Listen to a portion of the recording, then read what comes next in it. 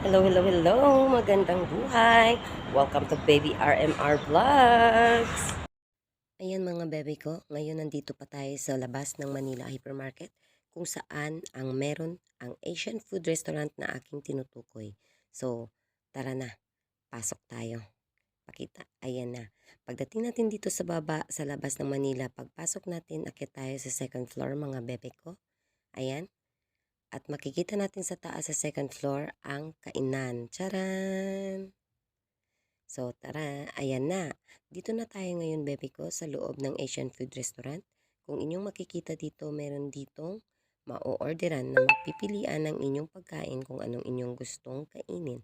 At ito, dito mo nyo makikita na kung saan maraming mga table, kung marami man kayo, pwede nyo mahandaan sa mga okasyon, mga birthday, mga business meeting like that. Ganon yun. Ba, charot, naka-English yan. Meron din pala ditong kantahan. Ayan, libre dito yung kantahan mga bebe ko. Kung sino man yung gusto yung magkaraoke dito, pwede rin kayong magkanta dito sa loob ng Asian Food Restaurant. Tsaka, syempre, libre rin syempre yung order. Pero, after eating, bayad. Ganun lang yun.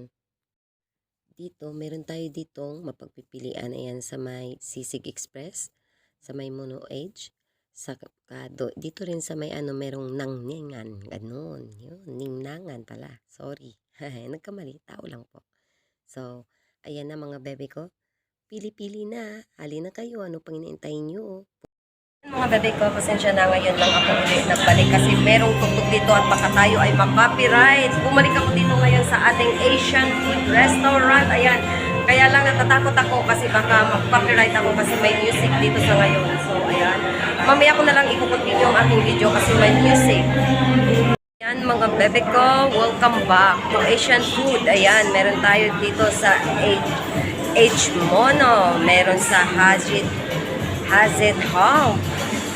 Meron din ditong ningnangan at saka especially sa Sisig Express. Ayan. So ano pang hinihintay nyo?